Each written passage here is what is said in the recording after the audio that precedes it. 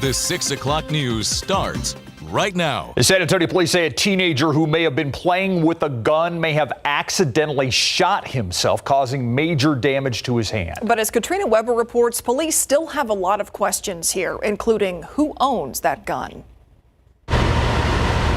Without leaving home, a teenage boy found himself in danger, needing help from San Antonio police and paramedics.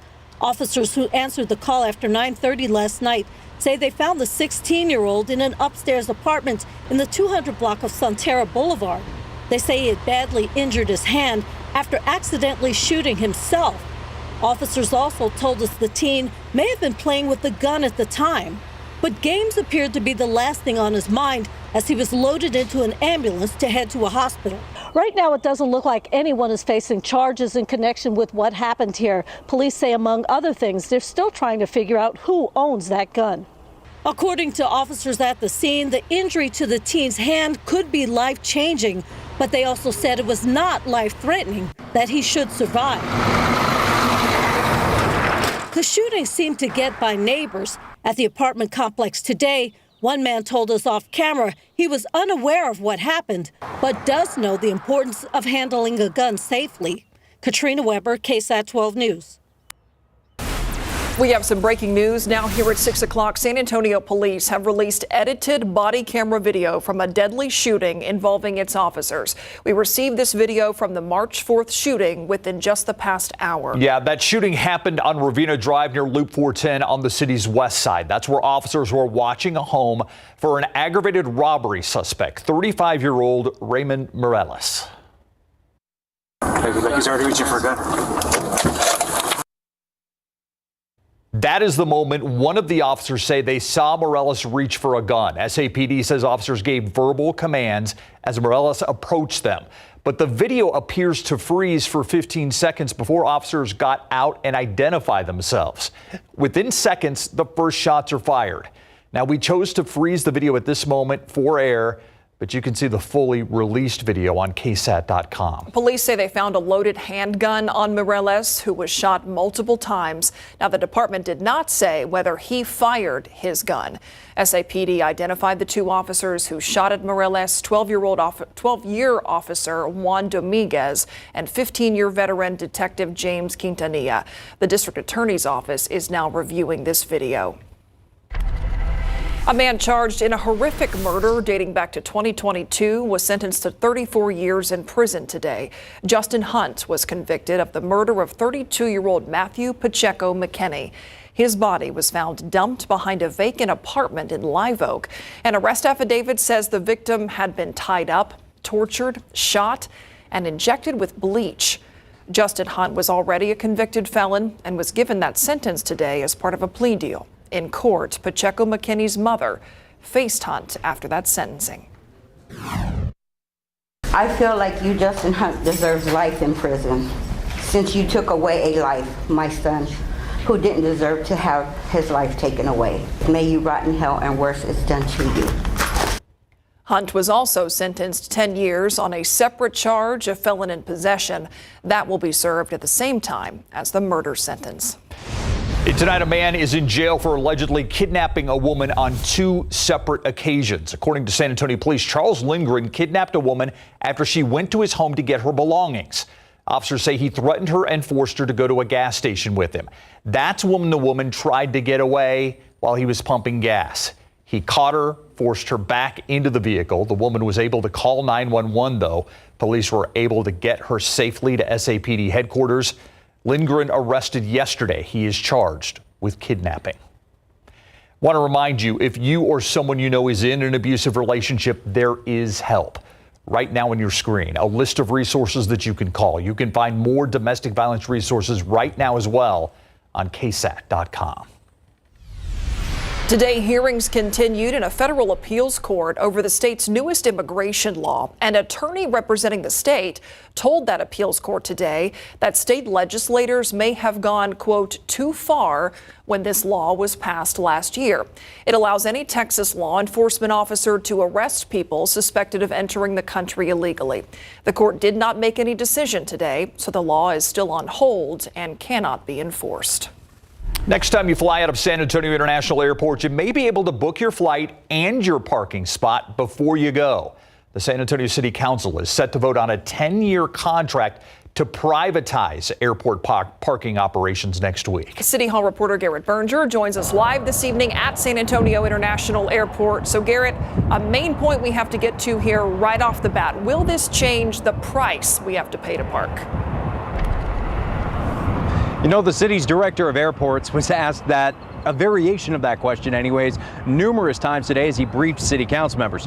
Fortunately, I think for all of us, the answer is no, at least not for now. The proposed contract with SP Plus would turn parking and shuttle operations over to, at the airport's 2 garages and 3 surface lots over to the private company. But the city will continue to control the maximum parking rates, which are currently between $10 and $29 a day at the non-valet lots. And the city doesn't plan to raise those anytime in the near future. But city officials think SP Plus will still be able to haul in more money by better managing the parking. 2 big changes: being able to actually reserve a parking spot before you head to the airport, so you don't have to roll the dice on whether or not one will be available. And when the lots are less full, the operator could discount parking prices to encourage more people to park rather than, say, take an Uber. We do 15,000, passengers departing average per day. Some days, same number of passengers, parking is full. Some days, parking is empty. How do we utilize that space to the benefit so that we're parking vehicles and we're getting our return on investment on what we made from a capital side with the garages? Privatizing does mean cutting city jobs, but city execs say no one will be forced out. Those who don't retire or move to work with the contractor could end up with a different airport or city job. So when does all this kick in? I know I'm looking forward to reserving a spot, but it's going to be about within 70 days of council actually approving the contract is when the operator would take over. City execs say that the reservation option, that could be in place by late summer, early fall. They're also hoping that dynamic pricing, where you might be able to get discounts, that could be in place also by the end of the year. Live at the airport, I'm Garrett Berger, KSAT 12 News. All right, thanks, Garrett. A lot of people have been coming through that very airport to see what's going to happen here in just 4 days away from the total solar eclipse. Our KSAT weather team helping you get ready to view it with free Eclipse glasses. Very important. Let's go live to meteorologist Sarah Spivey and Mia Montgomery for our latest glasses giveaway. Mike is even there at My Melrose on the south side, and Mike is always good to attract a crowd. He's got some mega glasses. Yeah. Mike is debuting his amazing Weather Authority KSAT Eclipse. Awesome? I mean, they're so similar. They're the exact same. It's pretty impressive. And this is Miss Ariel. Miss Ariel, you just got some awesome Eclipse glasses too. Do you want to practice putting them on with me? Ready? Let's practice. Let's see. Oh, yeah. We're ready to go for Monday. Wow. Are you guys having a good time out here? Yeah.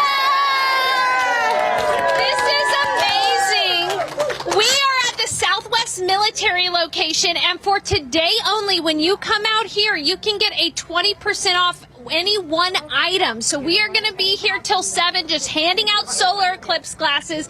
Even if there are breaks in the clouds, you still need your solar eclipse glasses, and you want to look like Mike. I want to be like Mike. You want to be like Mike. Exactly. So yes, we're going to be out here until 7. We've got a few more Eclipse glasses giveaways coming up over the next couple of days as well to get your hands on a pair of these. And we are all super excited!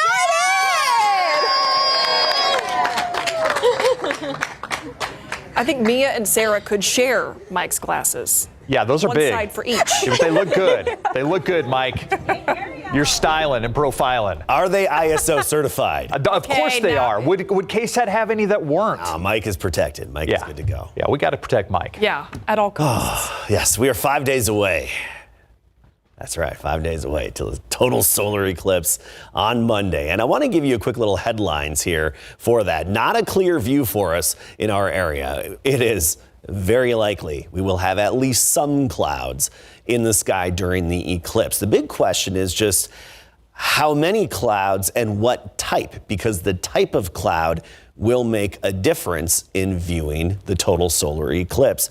We still do think viewing it is possible. And no matter what, even if, say, in the very, very, very off chance it were to just be a cloudy, drizzly day, we'd still have some effects from it and you would still notice it. We're going to talk more about this and get into the forecast along with some changes into the weekend in just a bit. All right, thank you, Adam. We've been talking about this eclipse for weeks now, almost here. So a little bit later in this show, our KSAT weather team is taking the reins for KSAT Explains, sharing what this eclipse means for San Antonio and the Hill Country, and even taking a really interesting look back at what historians believe the last total solar eclipse to hit our area meant to the people who lived here long before Texas was Texas. It would have just been a moment of validation of their belief system, of two becoming one. KSAT Explains, the total solar eclipse is coming up at 6:30.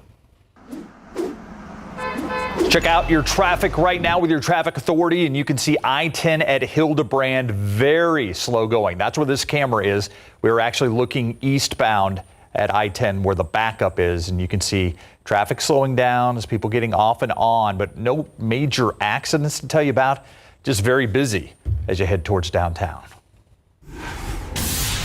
Still ahead here on the news at 6, help us out there. How organizations are working together to provide services for families who have children with autism.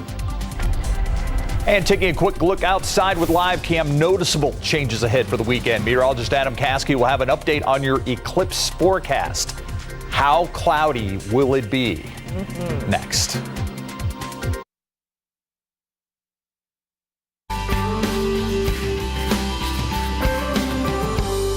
Tonight, a pediatrician is sharing her frustration with the delays in autism diagnosis and treatment. It is important to point out, though, that 3 years to diagnose can vary. Some kids could be diagnosed earlier. During National Autism Awareness Month, Tiffany Huertas explains and explores how organizations are working together to provide services for families who have children with autism. Even as a pediatrician, we are facing this mountain of just obstacles for these families, from just trying to get a diagnosis, which can be up to 3 years of a wait list, and then being on another wait list to get therapies. But a virtual clinic is helping reduce wait times for autism evaluations nationwide. As You Are is a virtual clinic that we do autism evaluations. Everything is done via telehealth, and we will assess each child from 16 months to 10 years old for signs of autism. Pediatrician Tracy Burton is the assistant medical director at As You Are. She says early intervention is key.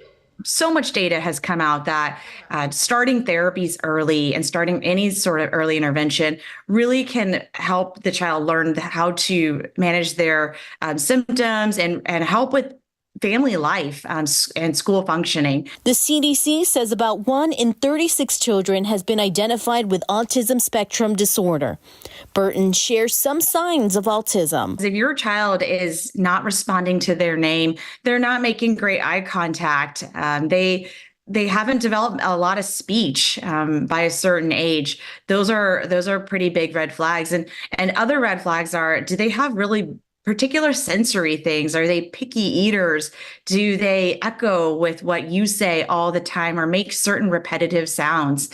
As You Are works closely with the nonprofit Any Baby Can of San Antonio that has an autism services program designed for families raising a child diagnosed with autism spectrum disorder. We would tell them that Any Baby Can really could provide great services like parent training classes for to guide them through the next part of this journey. Autism services at Any Baby Can include parent training to support groups. Burton says these are helpful for parenting resources. Any resource that they can receive, like from Any Baby Can, is so helpful. Burton says these are helpful parenting resources. Tiffany Huertas, KSAT 12 News. All right, let's talk about the forecast now. I was thinking this week, South Texas weather would, right, give us a beautiful week this week. Yep. And then these clouds we have to question on Monday. And here's what it'd be prototypical South Texas that we get right up to the moment and then the clouds part. No. That can happen. And I think, and it's one of the possibilities as well. And everything's fine. Down to the minute even, depending on your location. That's the challenge here. And typically these transition seasons, fall, spring in particular around here, the weather pattern's a little more active, just even in terms of cloud cover and variability to the sky. If this was July or August, come on, that'd be easy. That'd be too easy. All right, now let's get to our forecast for the cloud cover on Eclipse Day, Monday, under 5 days away. 4 days and I don't know how many hours, a good amount, but anyway, we're almost there. The chance of a partially blocked view of the eclipse is at 60%. That's what we have it now. A totally blocked view is at 40%. Personally, I'm starting to lean toward more of a 70% and 30%, but we're going to go with these numbers until we get more data. Keep in mind, you'll still see effects from it no matter what. If it was, say, low overcast and even raining, which is highly unlikely, but if that were the case, it would still get dark outside. It just wouldn't be as cool of an experience, and you wouldn't see as many impacts and effects. Here's our overall pattern, and this is what I mean by active pattern. Very trophy. See these dips in the upper level flow? Even cut off and closed upper level lows circulating on their own. They kind of drift on their own, not connected to the main push and flow in the atmosphere, which makes them very erratic to forecast more than just a few days out, and they frequently change over time. And that's why we really have to wait until this weekend, especially Sunday, to get into some specifics. But with this pattern and this flow, upper level low over the four corners, depending on that exact placement, will play a role. But no matter what, whenever we get this, we have that southwesterly flow up above us coming off the Pacific, and that almost always leads to at least the high thin cirrus clouds. At a minimum, some high thin cirrus clouds. That's why we give it a 0% chance of perfect viewing in our area with the kind of clear sky that we have outside today. The humidity is going to play a role. We don't have the humidity now. It bumps up on Saturday, drops on Sunday, but then it comes back into play Sunday night and early Monday morning. Here's the importance of that. This is another pattern we see often this time of year. A cold front, this is Sunday morning, cold front comes in, pushes the humidity to the coast and confines the humidity along the Gulf Coast. We'll have dry, sunny air on Sunday, but that front washes out, allowing that wind to come back in from the Gulf of Mexico, push that humidity back in place by Monday morning. When we get that kind of pattern, it often leads to low gray clouds in the morning. Sometimes those clouds are gone by 9 a.m. Sometimes it takes until noon or so for those clouds to be gone. We need more time to hone in on that. I wish we could give you the exact hour by hour specifics, but the science and technology just isn't there yet. 82 degrees right now. As we go through the evening, 66 at 10 o'clock, midnight, we're at 59, cooling quickly. And check this out. We'll be in the upper 40s tomorrow morning, then sunny and 85 by the afternoon with low humidity. Saturday morning, air show, Randolph. Morning fog and drizzle around sunrise. Then the ceilings lift a bit to mostly cloudy.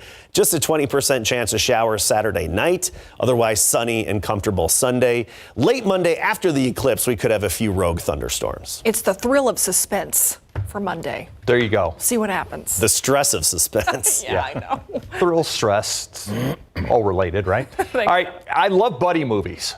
So I'm thinking that these two would be a perfect buddy movie. Yeah, maybe even make the movie, what was it, Step Brothers? Step Brothers? Yeah. Twins? Yeah, Wemby and Jokic. I could see that strutting down the street like, hey, what's up, bro? What's up, bro? Yeah. Last night, we did. Last night, they were more than buddies on the court. I mean, they were just jamming all over each other. And in the NFL, the Houston Texans made a trade that C.J. Stroud has to love. Coming up.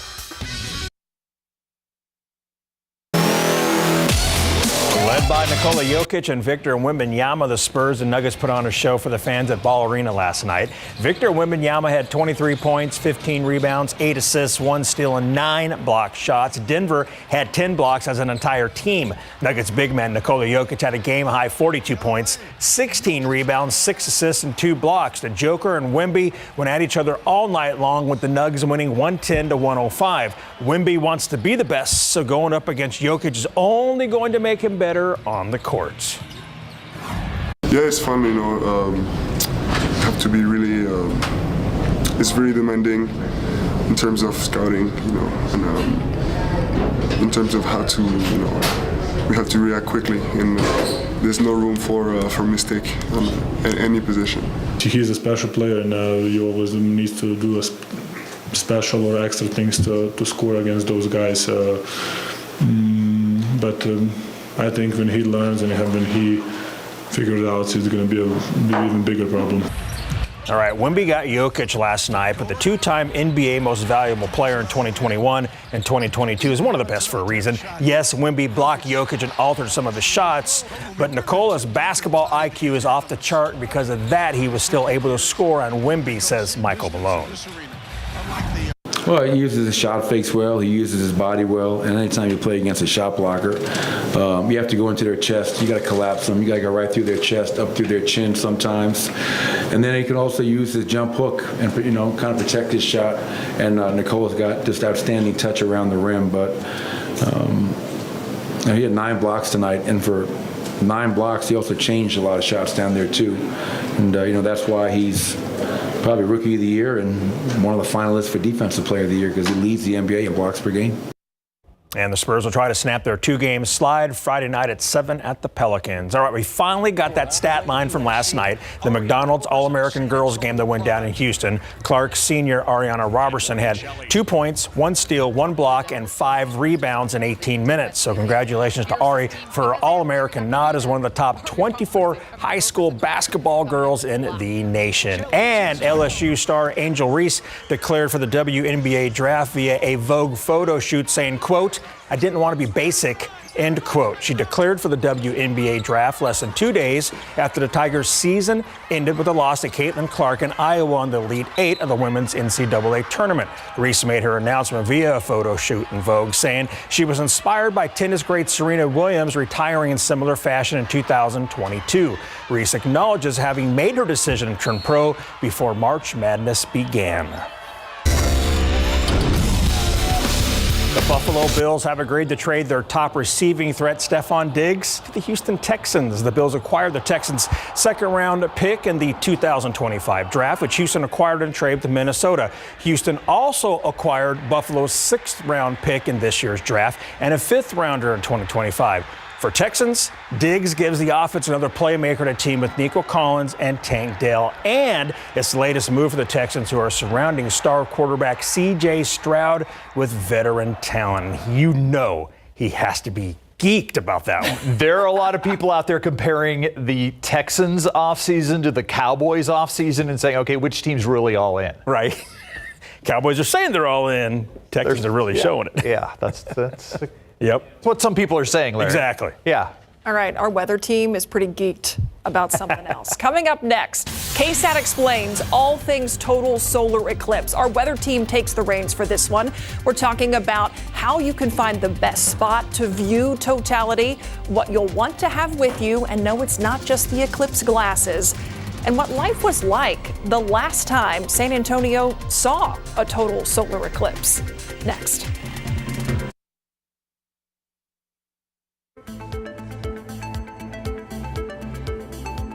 There are people who travel the world to find partial solar eclipses, let alone a total solar eclipse. Some people say it is life-changing. We are having some of those visitors come from around the world to our area. Yeah. Cities have been planning for this for years. I know we've been talking a lot about the total solar eclipse happening in just a few days.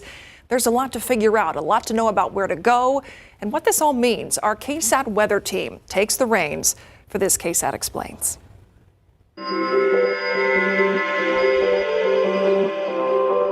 Let's put it this way, most people don't get to see one in their lives. If you're not willing to travel, the chances of you seeing one are very slim. In a given location, the average time between eclipses is 375 years. In fact, the last total solar eclipse in San Antonio happened in 1397, and we're not going to see another total solar eclipse in the United States until 2044. So you definitely want to make sure you experience the eclipse and are in the path of totality. So with that in mind, we want to start with the basics. Here's what you need to know when it comes to viewing and enjoying the eclipse. Firstly, it's a question we get a lot. Do you need glasses? And the answer is yes, you do. The only time you can lose the glasses is during totality. And here in San Antonio, that only ranges from a few seconds to a few minutes. You got to know where the path of totality is. And we've got this really awesome interactive map on KSAT.com. You can actually zoom in. And the first thing you notice is that San Antonio and Bexar County, only half is in the path of totality. Type in your neighborhood. You can search for it, or you can zoom in, and you'll also see how long totality will last. One of the biggest questions that we've been getting are kids missing school. Well, some school districts have canceled classes on Monday, mainly up in the Hill Country, and that's because traffic is going to be nuts. You can head over to KSAT.com for the latest information on which school districts are doing what, but the bottom line is this event is going to be bringing thousands of people to our area, so do expect some traffic jams as well as lines and crowds. And because of that, some counties have already issued disaster declarations. Cities like Kerrville and Bernie have been preparing for April's total eclipse for years. Various departments and organizations have worked together to plan for the distribution of resources and extreme traffic. Traffic is definitely the biggest thing. TxDOT, DPS, FBI, local, state, county officials all across the board. We've been meeting with everybody just to make sure we're all on the same page. October's annular eclipse was a test run, giving officials a chance to make adjustments for April. Kerr and Kendall counties signed disaster declarations to activate their emergency management plans while preparing for traffic. And the temporary population increase means food and fuel are also going to be in demand. So our retailers are preparing for this. They know that there are going to be more people, so they too are planning for that increase so that way they can adjust accordingly. And while those conditions will be monitored closely, leaders say there are a few things you can do before venturing out. Printing out maps that you might need or anything that you might resource digitally, have it printed out before you get here, carry some extra cash, and bringing supplies with you. That's because supplies could run low, and GPS might be hard to access with thousands of people coming to Bexar County and the Hill Country. We've never had anything to compare this to, so we are anticipating to easily double to triple in population. I very early got on and booked my flight from Auckland to Houston, which I picked up for 760 New Zealand dollars, which is like 500 American. It was so cheap. We will definitely see a significant spike, definitely in sales tax and in hotel occupancy tax. So it'll be a nice little boom for our local economy. An opportunity that isn't available to just any city in the United States, but one that's happened twice in a matter of 6 months in the San Antonio area. It was a blessing, that comes in with having not only one eclipse, but two eclipses, which is incredibly rare for one only destination. If you plan to hit the roads near the time of the eclipse, here are a few safety tips from TxDOT. Expect heavy traffic and sudden stops by drivers. Be on alert for distracted pedestrians looking to the sky. Keep your headlights on while driving, even in the daylight. Do not wear your eclipse glasses while driving. And always keep your eyes on the road. Kerrville and Fredericksburg are going to be the center of the science world when the eclipse happens, with big names coming to see the event. The telescope at Shriners Loftus Observatory will be pointed slightly away from it in hopes of accomplishing one astronomer's goal. But Dr. Alan Hale, one of the people who discovered the comet Hale-Bopp, that's his name, he wants to use this telescope to observe comets as they pass close to the sun, which is impossible unless something covers the sun. Arvison plans to watch the eclipse here on the university lawn with about 2,000 other campus visitors. We have had folks that are coming from Germany. We have folks that are coming from San Diego, Los Angeles. We have Michigan. We have folks coming from Tennessee. We have folks coming from all over the United States. Busloads of people. Coming up, we're going to take a look back at the history of the eclipse. What did San Antonio look like when the last total solar eclipse occurred?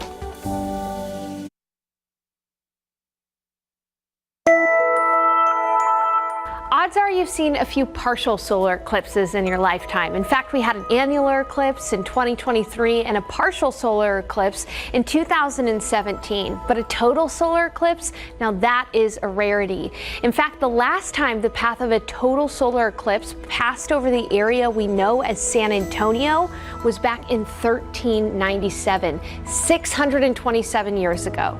Think of San Antonio's history. What do you think about? Probably the Alamo and other Spanish missions. But this last total solar eclipse happened hundreds of years before the Spanish even colonized the area. So what did life look like 600 years ago in the Alamo City, before the Alamo even existed? We have talked about historic Texas as having 11,000 streams, so the water would have been plentiful. A little bit different from today. We're struggling with that in drought, but water would have been plentiful. It would have been a bit greener. And these waters were sacred to the native people of what we now call San Antonio in South Texas. So today we know them as Cuauhtecans. Their tribal lands were all of northeastern Mexico and South Texas. The Payaya, Papanac, Tilihai, names associated to the bands and clans of the different families that lived in the area. An incorrect narrative around the Cuauhtecans is that they were hunter-gatherers aimlessly wandering around.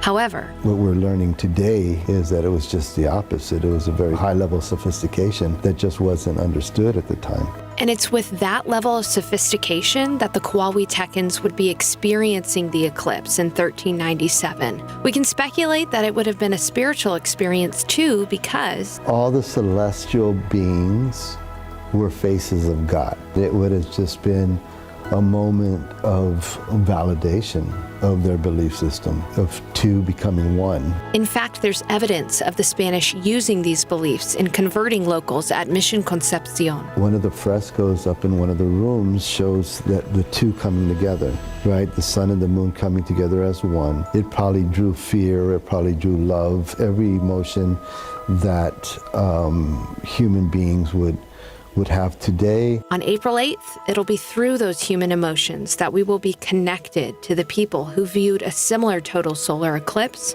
627 years ago.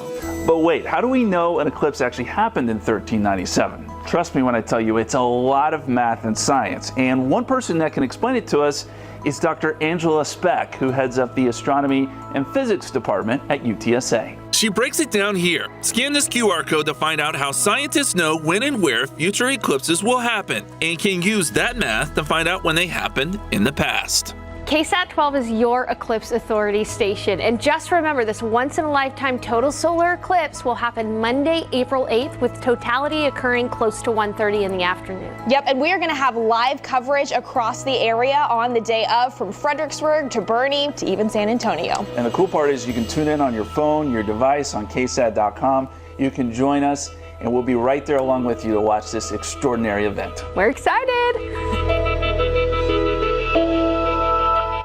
And happening right after this newscast, our entire KSAT weather team is hosting a live stream to answer your questions about the eclipse. And we have received a lot of them over the last couple of days. Our meteorologists will show you how to use that interactive map that shows where totality will happen. They'll talk about the latest cloud cover forecast for the day as well. That live stream starts at 7. You can watch it on KSAT.com, KSAT Plus, or on the KSAT YouTube channel. Yeah, you got questions, they have an answer. Sorry, live cam outside. I'm going to be in Boerne, by the way, on Monday. Looking forward to it. Should be, hoping I'll see something. You will see something. That's the thing. Okay. Like I said at 5 o'clock, one of my friends and now retired colleagues who's been through many total solar eclipses, he was in one in 1999 in Germany that was cloudy and drizzly. He said, the cool part about it was instead of turning to twilight during totality, everything just went pitch black. Wow. Because of the clouds. And because of the already inherent darkness to the air. He goes, lights were coming on because it was just like it was midnight. So there's that. Anyway, 82 right now, 59 at midnight. Tomorrow morning, 60 degrees, another cool start to the day and warm afternoon. We'll talk about some changes into the weekend coming up. I know a lot of people looking towards Monday, but I'm enjoying the weather that we're having right now. Gosh, how could you not? It's low beautiful. humidity. Yeah. And have you seen the lines at the car washes? Yes. Yes. Especially after the muddy Oak. rain. I know, the oak and that muddy rain. Combination. The car is looking nice. Yeah, we're talking on Monday. The West Texas dust was getting picked up into the clouds and then turned into some of the rain here in our neck of the woods, and that left the muddy spots left behind on our vehicles. So car wash lines have been wrapping around and out to the street. Let's take a look at our morning temperature trend. Earlier today, we started off at 45, which is 11 degrees below average. It's that type of weather where the kids want the sweatshirt in the morning, but by recess, shorts and short sleeves are just fine. Tomorrow, 49, Friday, 53, then mornings are back in the 60s. Thereafter, 82, that was our high temperature today. The average is 78, so it's one of those days with such a big temperature spread. We're well below average in the morning. By the afternoon, we actually creep above average. And the record 97, set back in 1989. That gives you an idea of just the potential this time of year.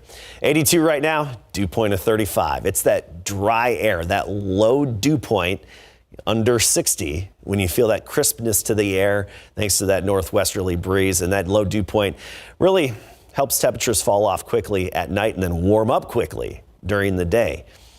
Notice temperatures across the state, 70s to the north and even West Texas, Alpine 71, 74 Abilene, 83 in Laredo, and for the most part, we're in the low 80s in our neck of the woods. But by tomorrow morning, we're going to start the day basically in the upper 40s. 49 San Antonio, 48 Bandera and Hondo, 48 in Seguin, New Braunfels at 49. By the noon hour, sunny, 78 degrees, and then 85 for the high. So that big temperature spread, dress in layers. That's the bottom line again for tomorrow. Northwesterly wind, or a wind actually shifting southwesterly. It's going to shift southwesterly at about 5 to 15. Tomorrow afternoon, Pleasanton 86. 83 in Bulverde, Hondo at 86 degrees, and not a big variation in our afternoon highs. We'll see them drop a little bit on Saturday because of more clouds overhead. That'll keep us a little bit cooler, to the natural shade, as I like to call it. And then a little cold front into the middle of next week could drop those highs back into the mid 70s. Dew points right now, 20s and 30s, so that dry air is in place. Remember how sticky it was on Monday? This is quite a contrast to that because of the cold front. Saturday, the humidity briefly spikes, then it drops off for Sunday, but resurges back into place for Eclipse Day on Monday, and that will impact our cloud cover forecast, which we'll get more into and more in depth coming up on the live stream here in just a few minutes at 7 p.m. I do want to point out, big spiraling system. This is part of the uncertainty with our weather patterns this year, these big spiraling systems that really aren't getting pushed at all. This one here, snow on the cold side of it, extensive showers on the warm side of it there, spinning around the Great Lakes.